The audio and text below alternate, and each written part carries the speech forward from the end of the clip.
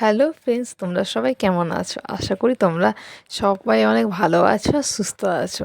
চলো তাহলে দেরি না করে আজকে ভিডিও শুরু করা যাক। ভিডিওটি শুরু করার আগে বলে রাখি, এই চ্যানেলটিতে নতুন নতুন ভিডিও পাওয়ার জন্য সাবস্ক্রাইব, লাইক আর শেয়ার করে দিও। চলো তাহলে আজকে গৌতম বুদ্ধের বাণীকে দেখে নেওয়া যাক। প্রথম 1 নাম্বার, জন্ম ভাগ্যের ব্যাপার, মৃত্যুর সময় ব্যাপারে, কিন্তু মৃত্যুর পরও মানুষের হৃদয়ে বেঁচে থাকা যায় কর্মের ব্যাপার। আবার সবচেয়ে খারাপও শত্রু আপনার অনিয়ন্ত্রিত চিন্তার মতো ক্ষতি করতে পারে না। সত্যের পথে চলতে গিয়ে মানুষ মাত্র 2টি ভুল করতে পারে। প্রথম, হয়তো পথ অতিক্রম না করা। দ্বিতীয়, একেবারে নাই করা।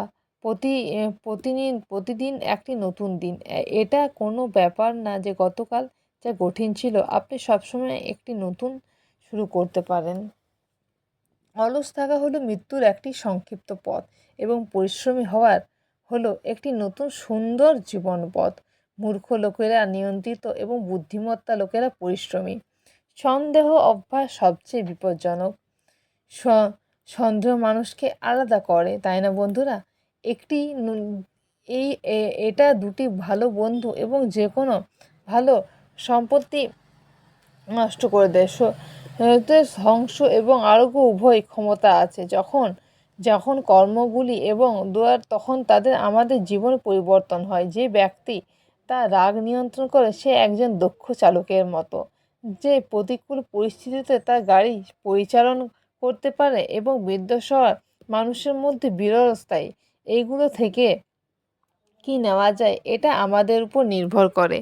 আপনার খারাপ শত্রু কখনোই আপনার ততটা আঘাত করতে পারবে না যতটা আপনার নিজের অনিয়ন্ত্রিত চিন্তা করা উচিত। আমরা আমাদের চিন্তার দ্বারা অনেক কিছু পাই, যেটা হলো হিংসা বিদ্বেষের আগুনের মতো। মানুষের যতই চেষ্টা করুক না কেন, সে কর্ম প্রকৃত কুখ্যাত কর্ম শান্তি পায় না। জীবনসঙ্গী হিসেবে এমন কাউকে বেছে নাও যে তোমার মানসিক স্বাস্থ্যের জন্য উপকারী। এমন ভুল করো না যে তোমার মানুষ যে কোনো চলার পথে সম্পূর্ণ পরিবর্তন করে দিতে পারে, এবং ভালোবাসার গত তোমার শক্তি ছিল এবং থাকবে। কারোর স্মৃতি হারিয়ে যাওয়ার চেয়ে গভীর ধ্যানের যাওয়া অনেক ভালো, মনে শান্তি আনে। যে ব্যক্তি অল্পতে সুখী, সে সবসময় বেশি সুখী। তাই তোমরা যা আছে তাই নিয়ে সুখী হও। সব খারাপ কাজ মনের কারণেই হয়। মনকে সত্য ও সৎ কাজের দিকে রূপান্তরিত করতে হবে, তবেই না জীবনে একটি নতুন পথের সন্ধান পাওয়া যাবে।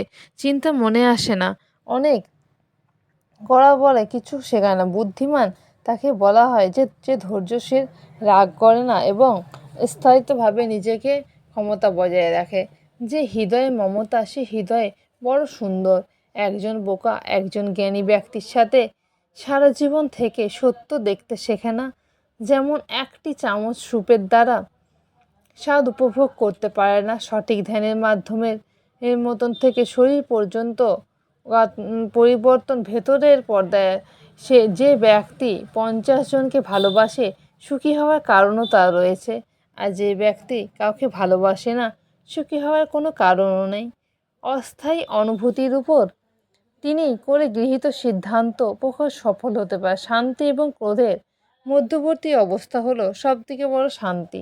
এবং ধ্যানের মাধ্যমে মানুষের তার এক গভীর নিজেকে তার খুঁজে পায়, এবং নিজেকে খুঁজে পাওয়ার মাধ্যমে মানুষ একটি অচরাচর অবাক একটা শান্তির পথ পায়, যা মানুষ নিজেকে এক উন্নতির পথে নিয়ে যায়।